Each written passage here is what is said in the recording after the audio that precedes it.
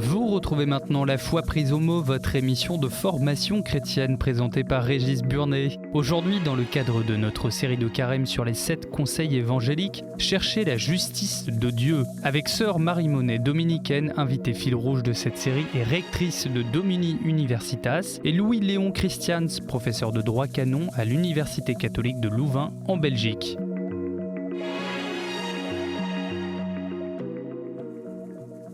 Bonjour et merci de nous retrouver pour La Foi prise au mot, votre rendez-vous de formation et de réflexion.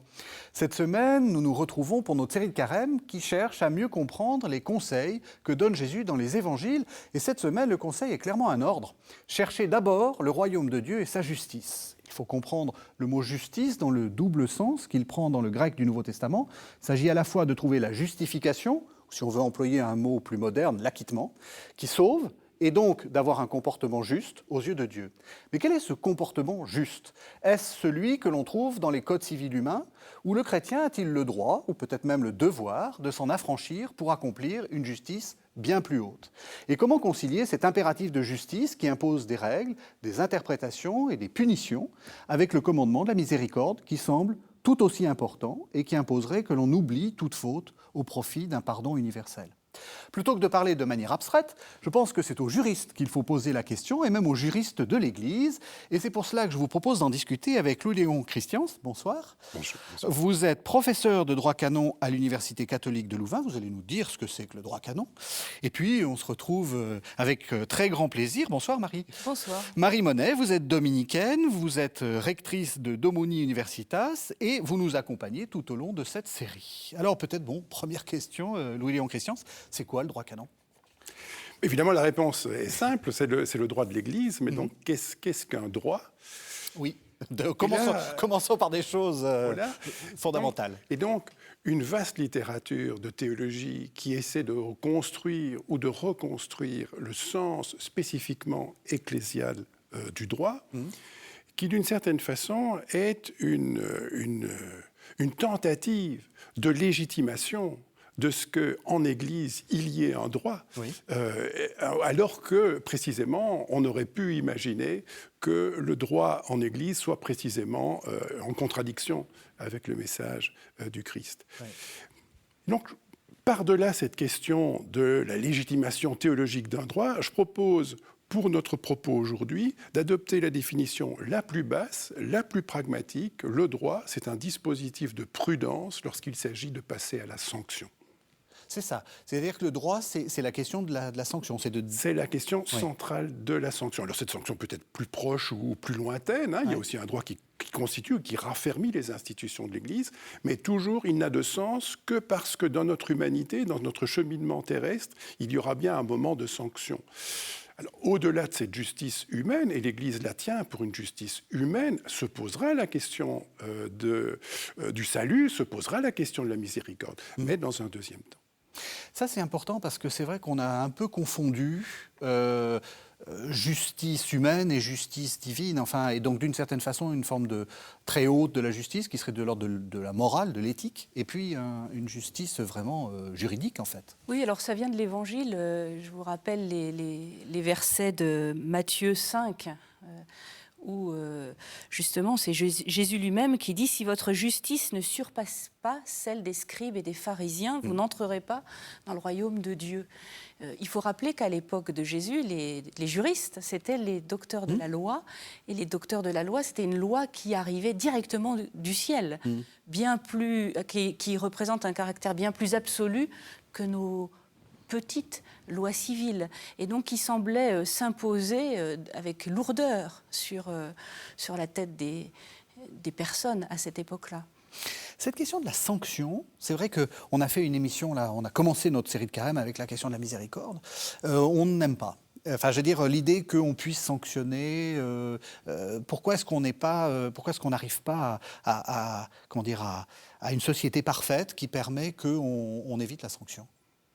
Oui, sûrement. Et je pense que pastoralement, et même dans la société civile, la sanction n'est pas reconnue comme étant l'élément majeur de l'évolution de l'humanité ou de l'évolution des personnes ou des institutions.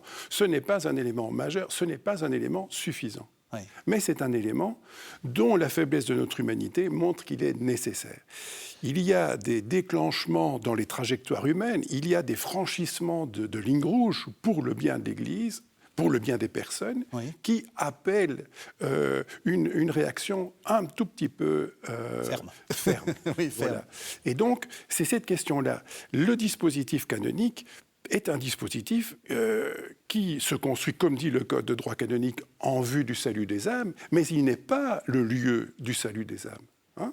Il n'est pas le lieu du salut des âmes, il est le lieu du fait que dans l'Église, il n'y aura pas de criminels au sens ecclésial, évidemment. Ouais. Alors justement, vous avez commencé à dire il y a un code de droit canon, etc. À quoi ça ressemble le droit canon? Comment d'abord, d'où ça vient, enfin, comment ça s'est constitué? Et puis, concrètement, je veux savoir les lois de l'Église, où est-ce que je trouve ça? Oui, vaste question. Donc, le droit canonique, une immense tradition depuis les premiers siècles, un grand tournant historique au XIIe siècle, lorsqu'on commence à réfléchir l'ensemble de ces normes qui sont apparues chez les papes, dans des conciles particuliers, chez les évêques, où on essaie de le concevoir dans une certaine cohérence et dans une certaine compatibilité. C'est la question de la concordance des canons.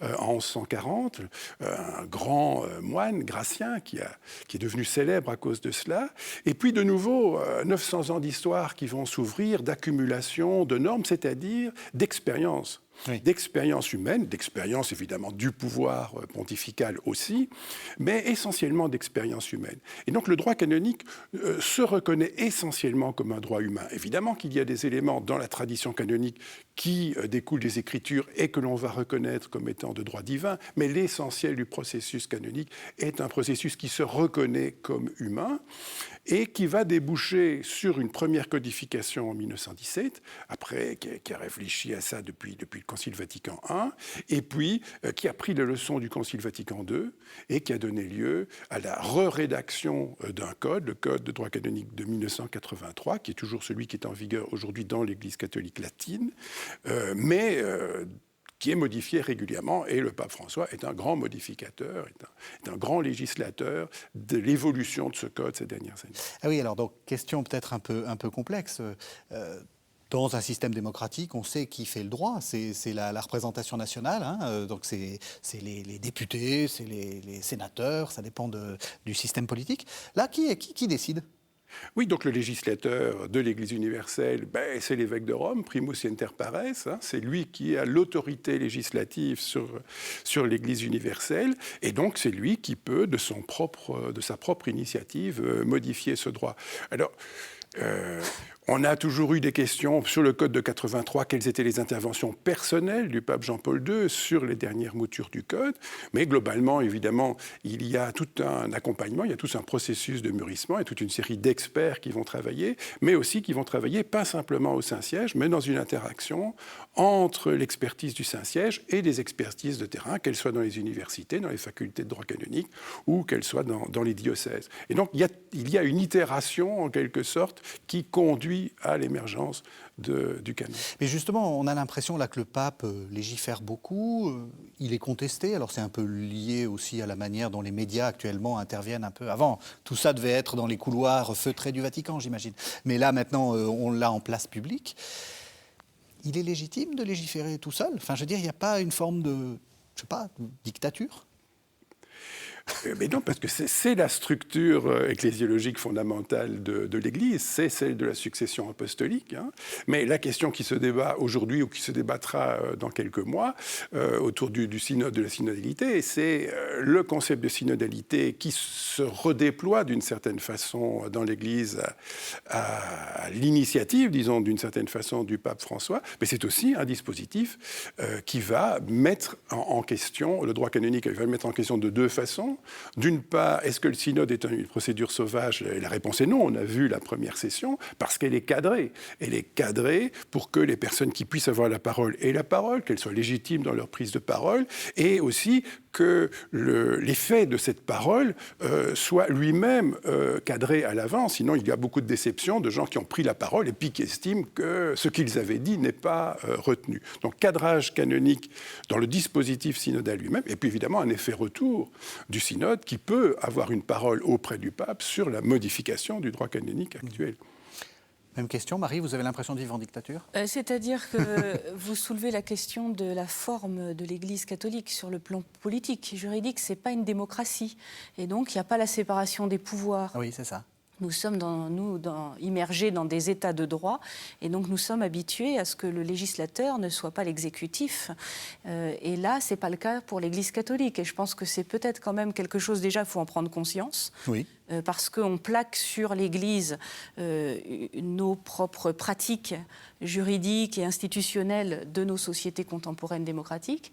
Et puis peut-être c'est une question quand même à se poser. Alors vous avez esquissé le chemin de la synodalité comme étant presque comme un correctif à ce que la structure actuelle ecclésiale pourrait avoir d'excessif et que vous qualifiez, Régis, de dictature. C'est une manière, d'une interrogation. C'est une manière, oui, voilà, c'est une manière de provocation, bien entendu. Mais la question se pose effectivement qui est légitime pour légiférer et qui est légitime pour appliquer, qui est légitime pour sanctionner.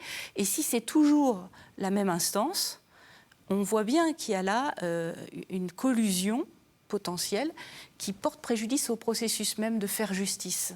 Et c'est ce qui est reproché souvent dans les questions des scandales actuellement, oui. C'est que ceux qui jugent, ceux qui sont censés appliquer, et parfois même ceux qui sont concernés par la sanction, c'est le même groupe. Et ça peut poser problème.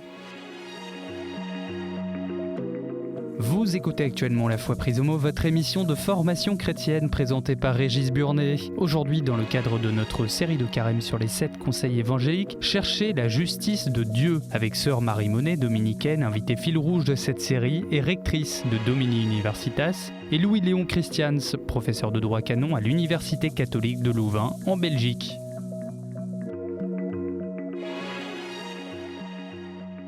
Comment on y répond ? Est-ce que c'est par de la pédagogie ? Vous êtes intervenu en Belgique notamment pour justement dans ces affaires de pédophilie, dans ces scandales. Comment est-ce qu'on fait pour expliquer aux gens que voilà, c'est comme ça, qu'on est dans quelque chose où effectivement, vous entendez ce que dit oui, Sœur Marie, c'est cette idée qu'au fond, le peuple chrétien et peut-être même non chrétien, c'est-à-dire les médias, ne comprennent pas que ce soit les mêmes qui appliquent et qui sanctionnent et qui commettent. Oui, bien sûr, c'est une structure particulière de l'Église, mais je dirais deux choses. La première, c'est l'autorité diocésaine, ou l'autorité religieuse, mais disons l'autorité diocésaine, pour faire court, qui va être en charge de l'application éventuelle du passage au droit pénal. Et c'est vrai que dans l'esprit du temps, donc dans un esprit mal compris en quelque sorte, le droit canonique de l'Église, sûrement n'est pas l'instrument pastoral suffisant, mais il était nécessaire. Oui. Et cet aspect nécessaire a été gommé au cours du XXe siècle. Une pastorale de la compréhension, de la réconciliation, de la miséricorde devient prioritaire. Et donc, au niveau diocésain, il n'y a pas, en quelque sorte, une légitimité forte de cette voie.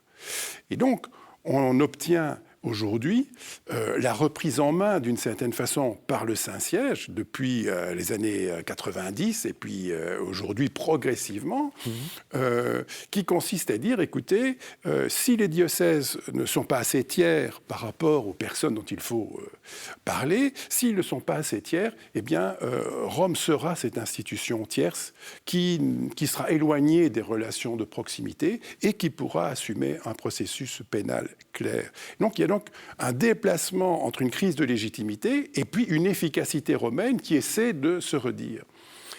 Puis, pas oublier qu'à partir de 2016, le pape François prend des normes pour sanctionner les évêques négligents.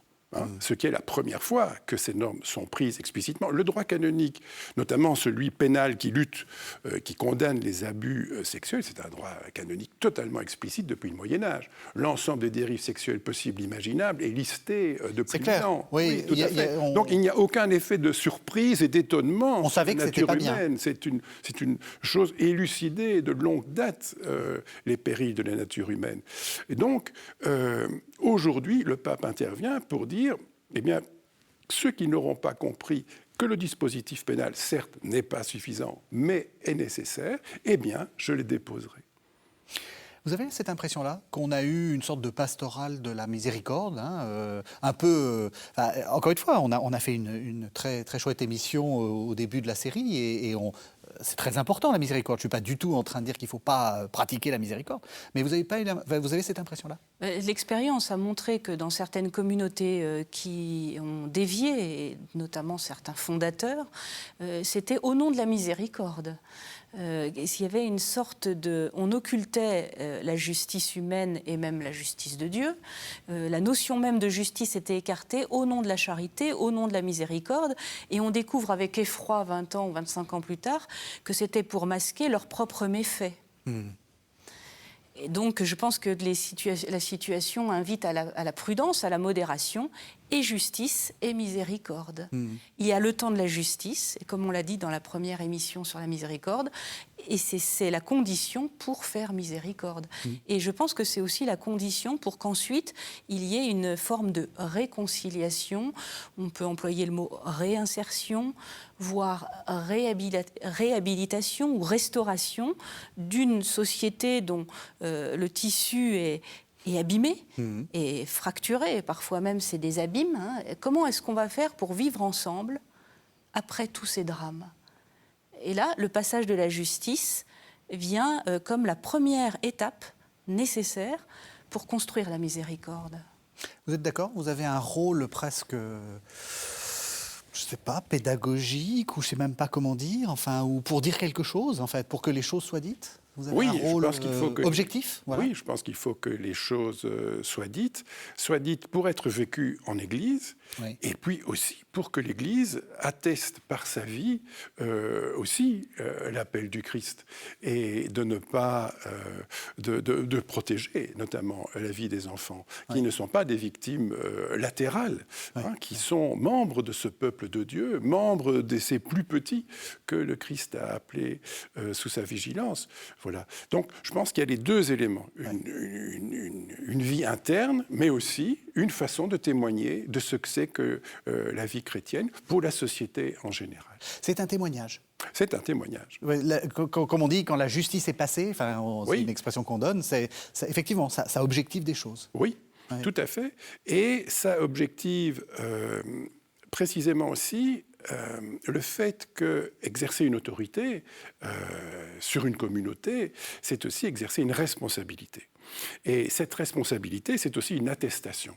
Et donc, dire « je mets ma responsabilité de côté, je n'exercerai pas cet instrument parce que l'amour plus grand nous appelle », eh bien, c'est une irresponsabilité, qui n'est pas appelée par le message du Christ. Vous êtes d'accord? Le fait quand on est un supérieur, bien sûr, de ne c'est pas... ce qu'on appelle une négligence coupable. C'est la même chose, par exemple, dans le droit du travail. L'employeur, il a une responsabilité spécifique vis-à-vis de ses employés. Et s'il n'exerce pas pleinement sa responsabilité, l'omission peut lui être reprochée comme une négligence coupable. Et là, c'est la même chose pour les responsables de communauté. Y compris quand on se dit oui, mais alors c'est très mauvais pour l'image de l'Église, c'est ce qu'on a reproché, c'est très mauvais, il vaut mieux garder une image mieux, parce que c'est aussi ce qu'on a dit du pape Benoît XVI, quand il a ouvert la boîte de Pandore, si on peut dire, il a fait du mal à l'Église, entre guillemets. Moi je l'ai entendu beaucoup, même à Catéo, des gens ont écrit pour dire ça. Je crois que faire la vérité est toujours gagnant. Et les gens, nos contemporains, qu'ils soient dans l'Église ou à l'extérieur de l'Église, sont souvent extrêmement sensibles au fait de faire la vérité. Et puis de protéger les plus faibles, les enfants, les personnes vulnérables. Et on y gagne déjà à faire cette vérité. aussi douloureuse soit-elle en termes d'image de soi et de narcissisme communautaire.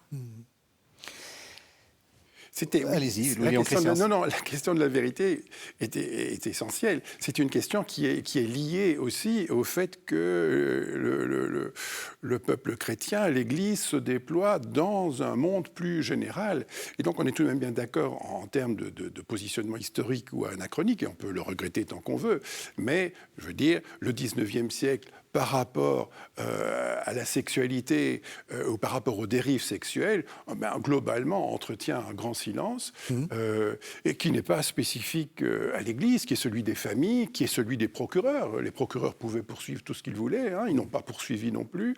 Donc c'est un état général de la société. Donc il est en quelque sorte regrettable que l'Église ne soit pas davantage prophète par rapport à ces questions, mais nous sommes bien à un moment donné où l'Église prend acte des mutations nécessaires, et elle prend acte au gré d'une parole qui s'est libérée dans la société, qui s'est libérée dans les familles, avec l'évolution du regard qu'on porte aux enfants aussi. Et donc, je pense qu'il y a toujours ce problème d'anachronisme. Oui, les choses sont en train de se faire. De là à reprocher qu'elles ne soient pas faites il y a X dizaines d'années, ça, c'est une toute autre question. C'est important. Vous employez un mot que j'aime beaucoup, prophète. Et je crois qu'à travers les travaux récents de l'Église de France de ces dernières années, elle fait acte de courage, l'Église de France, et elle est prophète. Et je pense que ça, il faut quand même le redire, ou le dire tout simplement, et le porter au crédit. Quelle institution fait un tel travail d'investigation, de mise à nu Alors, ça ne va jamais assez vite. Et ça ne va jamais assez loin pour les victimes, parce que le drame qu'elles ont vécu est incommensurable. Mais il faut reconnaître que l'Église s'est engagée dans un chemin de vérité qui est tout à son honneur. Il n'y a que l'Église de France ? L'Église de Belgique n'est pas prophète ? Si, disons que sûrement, c'est vrai, mais je partage ce que dit Marie. C'est le mouvement historique est lancé, et l'Église, dans différents pays, dans différents lieux, prend une responsabilité que d'autres corps sociaux n'ont pas Exactement. encore. Par rapport à d'autres instances. C'est certain. Mais ce qui est, alors, d'une certaine façon étonnant pour le comparatiste, c'est qu'on part souvent de cette idée d'une Église catholique extrêmement centralisée, et effectivement l'autorité romaine et l'autorité de la curie, mais quand on observe la réalité, c'est certain qu'on observe des vagues plus ou moins d'une dizaine d'années. La première intervention de Jean-Paul II, c'était en 92, et puis il faut attendre 2001 pour qu'il universalise les normes qui avaient été prises en 92. Il faut attendre 2010 pour que les normes de 2001 soient réajustées. Il faut attendre 2019 pour que le pape François reprenne des normes beaucoup plus explicites sur l'obligation de signalement, sur les sanctions à l'égard des évêques négligents. Pour la France, dès les années 2000, la Conférence des évêques de France a pris des guidelines, mais tout ne démarre qu'avec l'affaire de Lyon. Et pour la Belgique, c'est la même chose. Les évêques de Belgique ont pris des premières mesures en 98, et puis en 2010, il y a eu un gros scandale aussi lié aux dérives d'un évêque. Et puis aujourd'hui, la Belgique est de nouveau devant une commission d'enquête parlementaire. On est en 2023. Et donc tous ces clergés, toutes ces conférences épiscopales nationales, eh bien, ils y vont chacun de leur côté, 10 ans par 10 ans. Et pour le moment, la France est à sa deuxième ou sa troisième vague. L'Italie, je pense, est en train de comprendre tout doucement les choses. Ça dit justement, c'est intéressant, parce que ça dit justement que l'Église universelle, elle n'est pas monolithique. Il y a des traditions nationales, il y a des cultures nationales. Effectivement, la libération de la parole n'est pas... Voilà, on parle de la Belgique, mais l'Église de Suisse est extrêmement engagée dans le processus vis-à-vis des victimes d'abus sexuels. Oui. Donc on voit des cultures tout à fait différentes. Des commissions d'enquête. Même dans le monde francophone, il y a des gens qui sont finalement des voisins, donc qui partagent quand même quelque chose de très, très commun. Oui. Mais là, j'aimerais rebondir sur ce que dit Marie, sur la question des victimes. Et donc, effectivement, les évêques suisses sont parmi les premiers à avoir réellement, il y a déjà longtemps, posé le mot victime sur la table.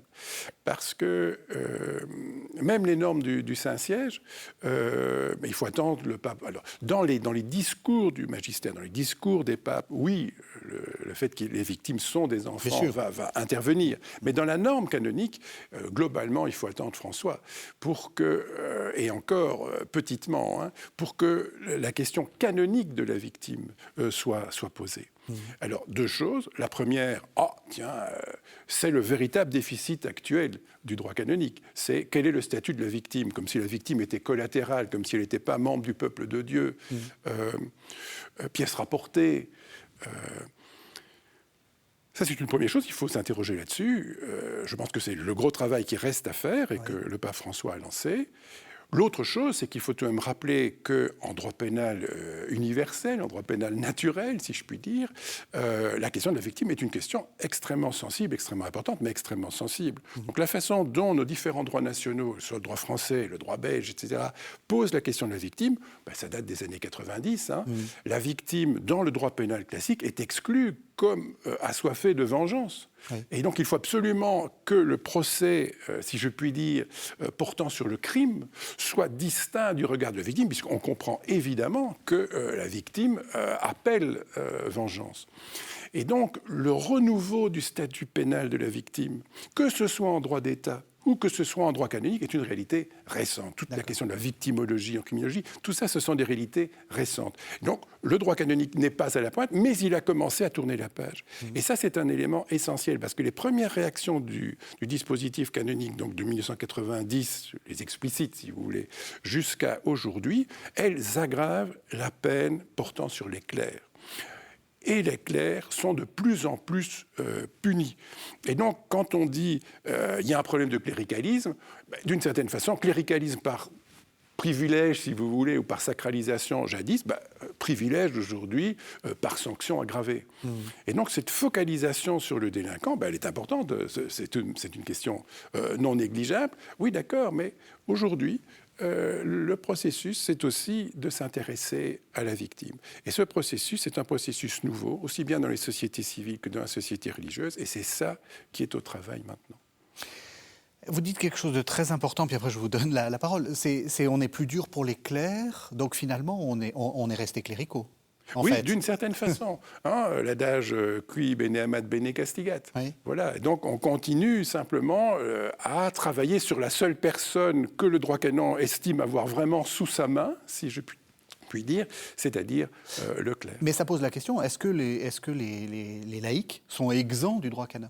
Je veux dire par là, après tout, moi en tant que laïc, qu'est-ce qu'on fait ? On m'exclut d'un sacrement ?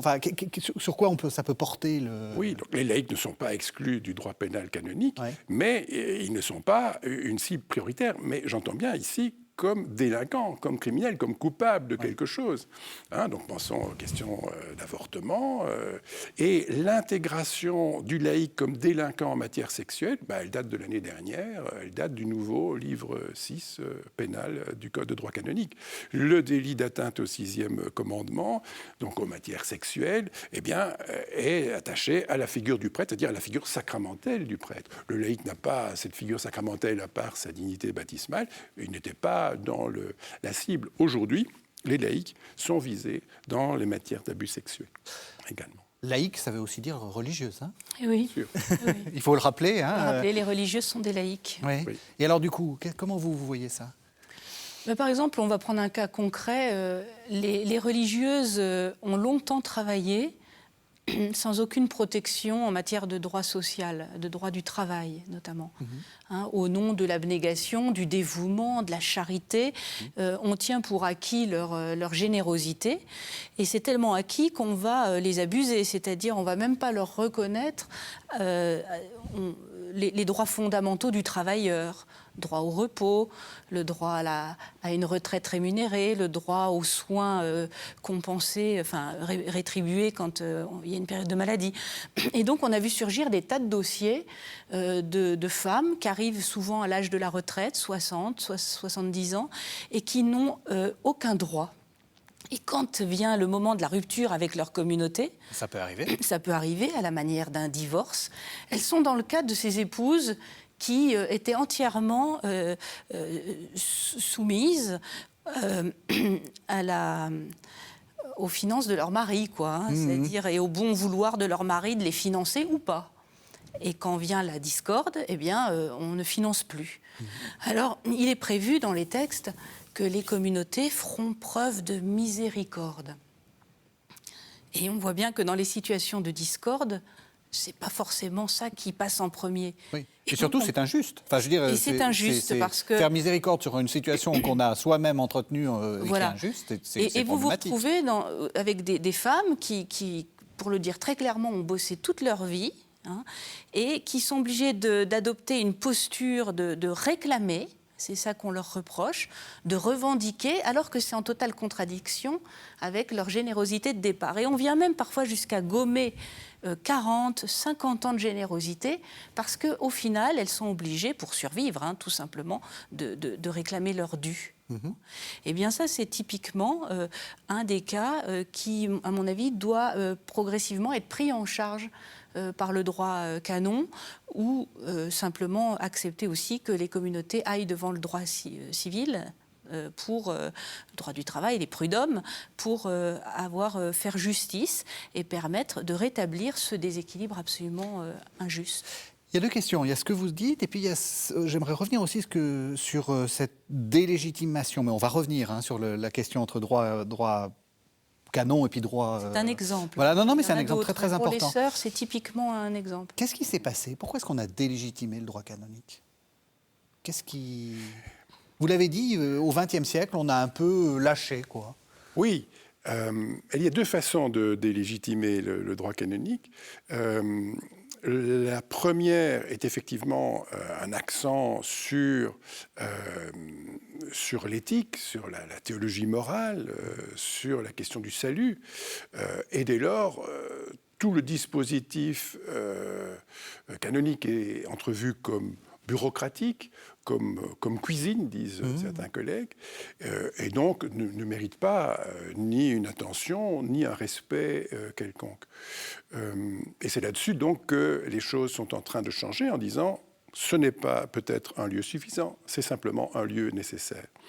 Mais maintenant, l'histoire du droit canonique, forcément, n'est pas une histoire de perfection. Donc, que le droit canonique ait pu être le levier d'un certain autoritarisme ou d'une certaine unilatéralité de l'autorité par rapport aux clercs ou aux fidèles, laissez des traces aussi. Ça, ouais. Donc, une fois de plus, il ne s'agit pas de dire que ce n'est pas un droit améliorable. Oui, c'est un droit améliorable, et c'est un droit qui s'est déjà, au cours du temps, amélioré. Donc on ne va pas en faire une sorte de trahison d'un corps de normes parfait, sûrement. Donc, il a lui-même eu ses limites. Mais dire aujourd'hui, on va améliorer ce droit, il faut réviser ce droit, etc., n'a que peu d'intérêt si, à l'arrière-plan de ces affirmations, demeure une profonde illégitimité de ce droit. Donc vous pouvez l'améliorer tant que vous voulez. Si vous n'estimez pas que c'est un dispositif nécessaire, il ne se passera pas grand-chose. Et donc c'est pour ça qu'il est important, et donc Rome vient de publier un vade-mecum du nouveau livre de droit pénal du Code de droit canonique, qui essaie justement de joindre ces deux éléments, c'est-à-dire qu'est-ce qui est nécessaire, qu'est-ce qui est la prudence, qu'est-ce qui est la réflexion, qu'est-ce qui est l'objectivité, et puis qu'est-ce qui est la légitimité, pourquoi est-ce que ce n'est pas le dernier mot du tout de la vie du chrétien, forcément, mais pourquoi les deux doivent être menés. Donc ce travail de réconciliation entre légitimité et effectivité est tout de même en train de se faire. Et alors donc la deuxième chose que posait Marie, c'est le rapport entre le droit civil, enfin le droit général, et le droit canonique. Parce que finalement, ce que vous décrivez, c'est avant tout une faute, c'est une faute peut-être liée à l'Église, mais c'est quand même une faute générale. Normalement, toute personne qui travaille a droit à une protection. Est-ce qu'on ne s'est pas cru un peu au-dessus de ces lois-là, en se disant... on est affranchi finalement de...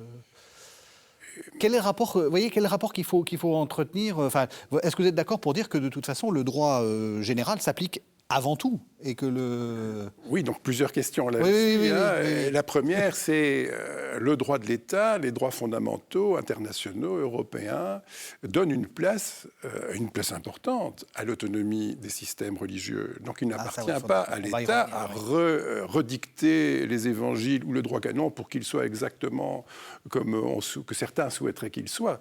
Donc donc ce n'est pas une opposition frontale, c'est une sorte de dialogue transformatif qui reconnaît l'autonomie, la légitimité de la vie religieuse, la légitimité des enjeux qui s'y jouent sous le regard des différentes convictions ou églises. Donc je pense qu'on ne peut pas les opposer. Maintenant, la deuxième chose... certainement que le dispositif canonique peut évoluer. Ça, c'est un dispositif qui se fonde sur une compréhension théologique de ce que sont les vœux religieux. Et donc, qu'est-ce que c'est que cette obéissance à la vie et à la mort? Qu'est-ce que c'est que cette pauvreté vécue par vœu? Qu'est-ce que c'est que cette chasteté vécue par vœu et pas simplement par obligation? Et donc, si vous prenez au sérieux le vœu qui est accompli, la personne était pauvre parce qu'elle avait dit que sa vie serait pauvre. Et évidemment, au bout d'un temps, aujourd'hui, l'irréversibilité est toujours une question bien délicate en éthique aujourd'hui. Et donc, est-ce que la vie religieuse est irréversible? Et donc arrive la question, j'avais voulu être pauvre, mais ce n'est plus le cas aujourd'hui. Et me voilà démuni. Et que peut-on faire? Voilà. Et pour le moment, mais ça dépend d'État, parce qu'il ne faut pas oublier que le droit canonique a en face de lui 180 droits nationaux.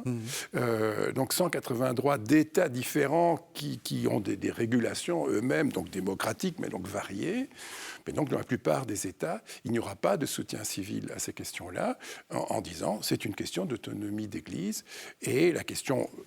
Qui est sur le tapis régulièrement, c'est est-ce qu'on va pouvoir localiser un contrat de travail? Et la réponse classique, disons dominante aujourd'hui, c'est non, on ne découvrira pas un contrat de travail. Mais que les choses puissent être amenées à évoluer, canoniquement oui, mais ce n'est pas le droit canon qui va ouvrir les portes en quelque sorte, c'est la conception de ce que sont les vœux et l'engagement religieux. Qu'est-ce que vous en pensez, Marie ?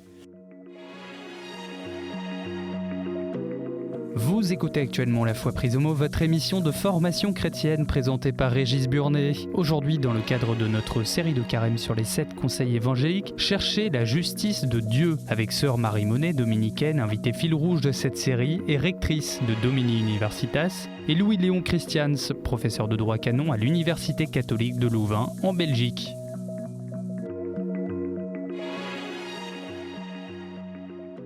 Je pense que les vœux religieux sincères, c'est très juste.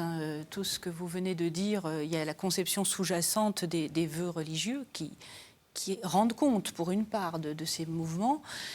Mais les vœux religieux, c'est une personne au sein d'une communauté et c'est comme une sorte quand même de partenariat entre la personne et la communauté.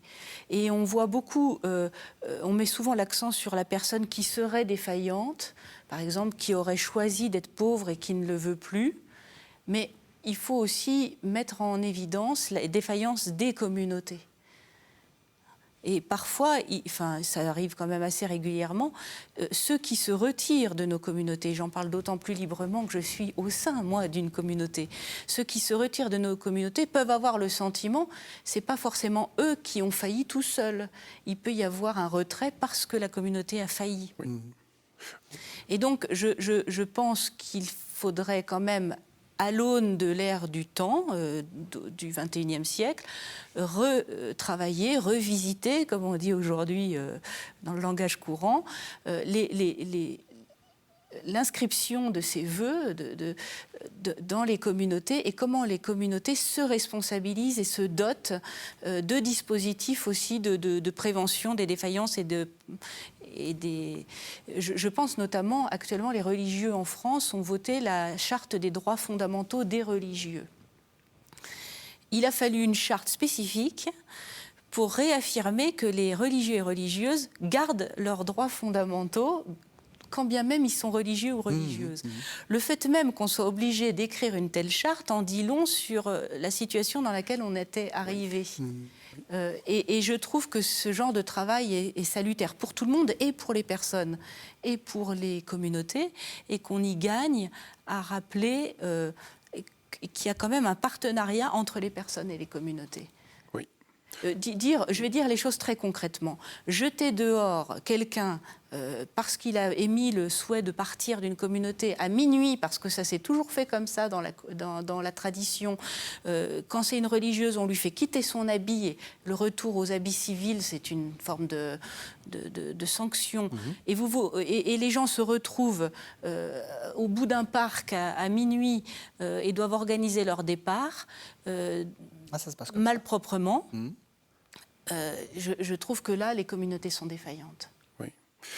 Oui, alors si je peux rebondir, je dirais sûrement que le dispositif canonique, notamment, est là, idéalement là, pour assurer effectivement cette réflexivité dans la prudence.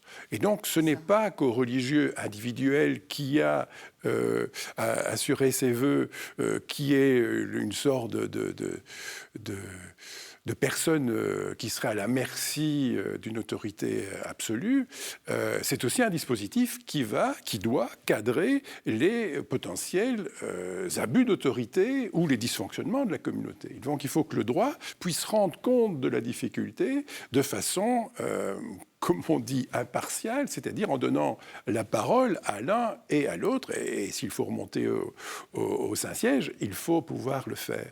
Alors je dirais que un des droits fondamentaux que le droit canonique affirme dans son code de 83, c'est que jamais l'état de vie ne peut être soumis à contrainte. Évidemment que jamais l'état de vie, mais enfin, il a tout de même fallu l'écrire. Oui. Mais pas de contrainte à l'entrée, pas de contrainte à la sortie. Oui. Et donc, la façon dont on pense la sortie, si je puis dire, quel que soit, etc., se place sous le fait qu'il n'y aura pas de contrainte. Et évidemment, aller à des abus sur les questions d'obéissance ou des abus sur des questions de pauvreté, à un moment donné, va entrer en difficulté avec le principe qu'il n'y a pas de contrainte en état de vie. Donc il y a un dispositif canonique qui doit s'affirmer. Je pense que c'est aussi ce qui s'est passé après le Concile Vatican II, c'est la perception d'un droit qui n'est pas le levier d'un pouvoir, qui n'est pas le levier d'une autorité qui a un instrument là, mais qui est un dispositif symétrique, si je puis dire, réversible, qui est à disposition de l'ensemble du peuple de Dieu. Ouais. Voilà. Et je voudrais dire... Ça nous permet de modifier tout à fait notre conception de la justice, là, ce que vous êtes en train de dire. Enfin, ça l'enrichit, en fait. Hein. Oui, c'est une justice qui est un instrument de réflexivité, d'où l'intérêt d'un tiers. Alors, deuxième chose que je voudrais dire, c'est que, dans le même sens, c'est de dire que la façon dont, aujourd'hui, on comprend la liberté humaine, même dans les sens les plus radicaux, les plus libertariens, c'est que la personne humaine, dans un certain nombre de philosophies morales et politiques, peut disposer d'elle-même, oui, mais pas au bénéfice d'autrui.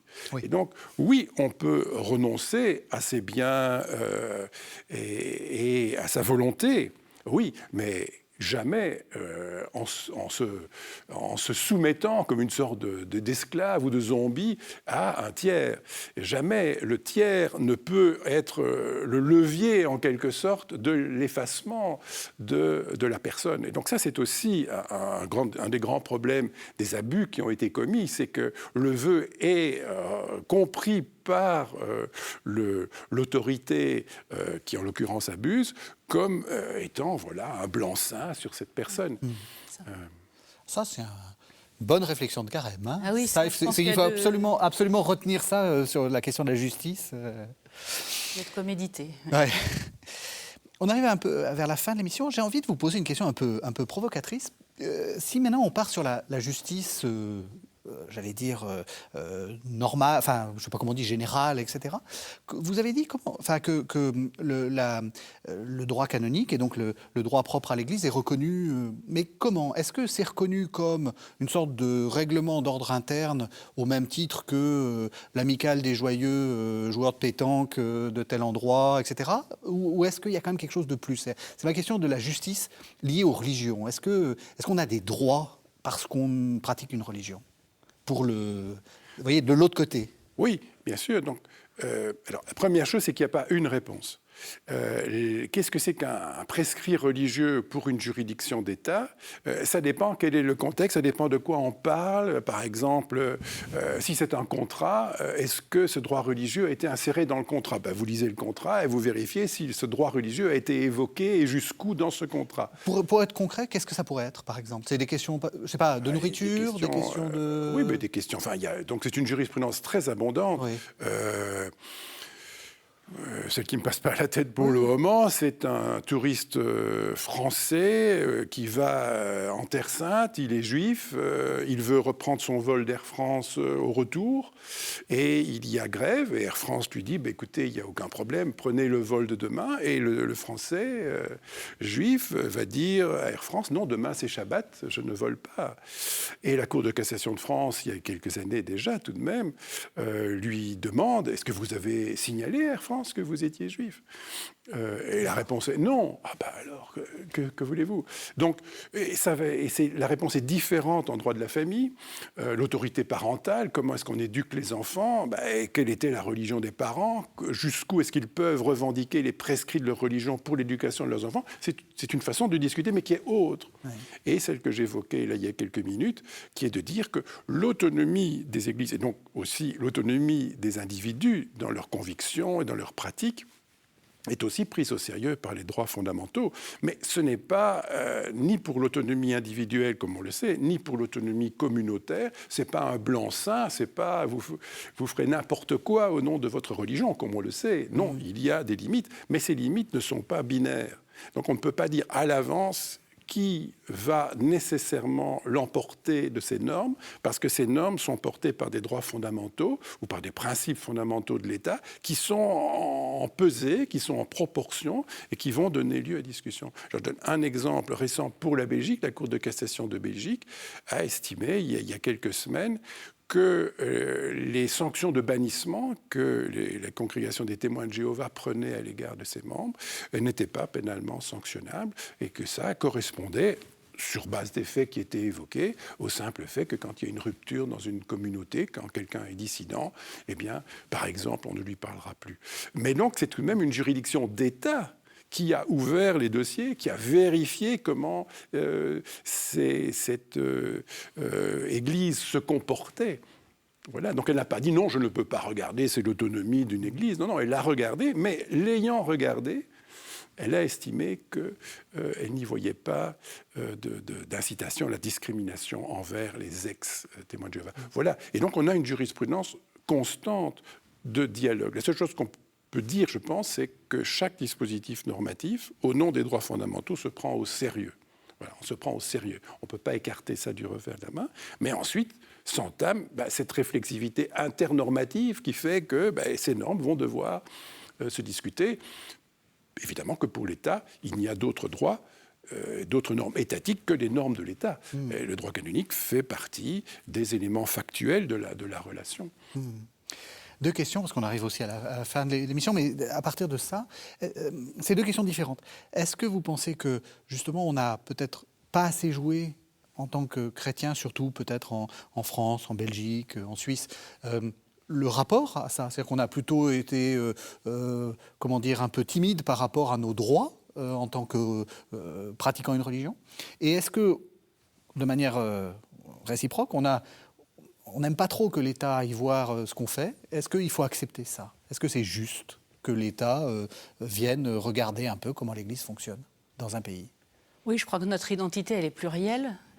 Et donc, nous sommes des citoyens avec des droits et des obligations. Et il va de soi que l'État est libre d'enquêter et d'interagir avec nous, même dans des domaines qui ne seraient pas directement son domaine à lui, mais qui seraient proprement religieux. C'est ce que vient de le dire Louis Léon. Il faut l'accepter et il faut même le favoriser. Je crois que c'est une des réponses aujourd'hui à la crise que nous traversons. Vous dites qu'on a été timide.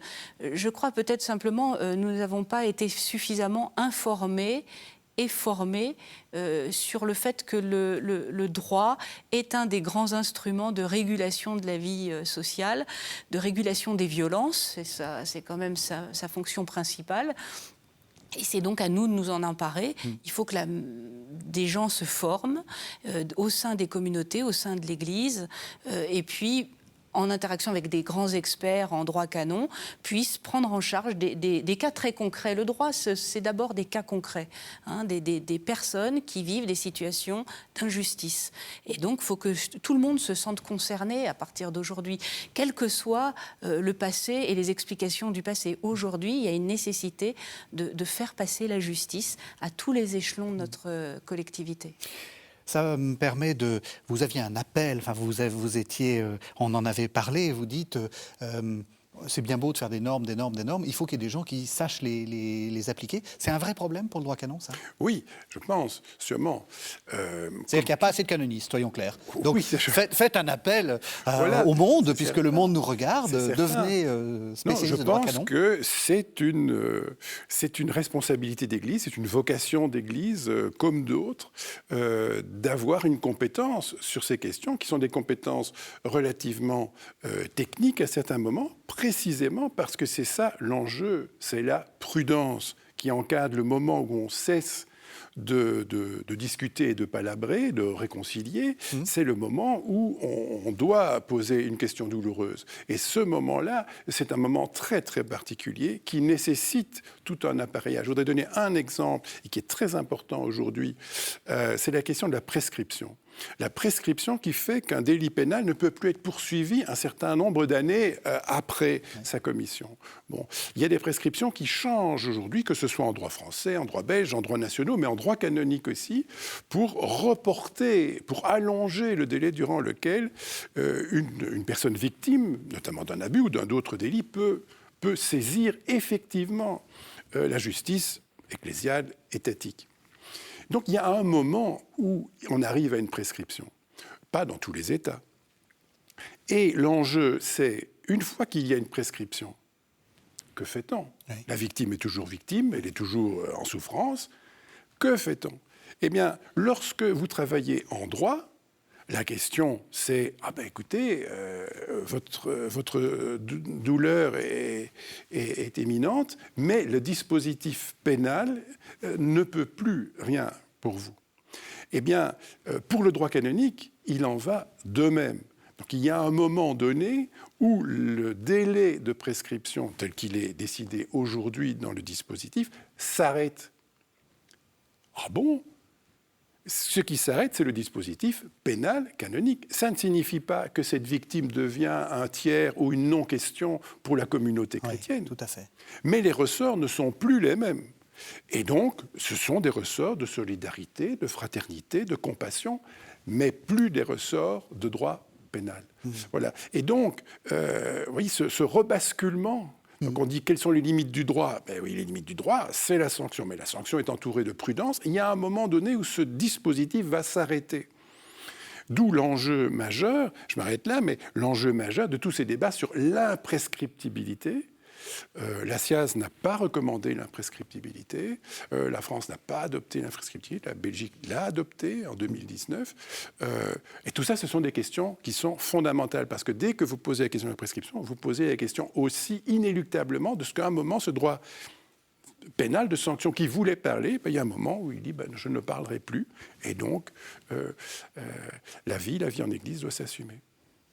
Il vous reste 40 secondes pour conclure. Qu'est-ce qu'il faut retenir de cette émission ? Cette phrase de Jésus, je ne suis pas venu abolir la loi, mais l'accomplir. Pratiquons la justice. Merci à tous les deux. Merci de nous avoir fait mieux comprendre ce que c'était que le droit canon et aussi ce que c'est que la justice. Vraiment, merci beaucoup. Merci de nous avoir suivis. Vous savez que vous pouvez retrouver cette émission sur le site internet de la chaîne, www.ktotv.com.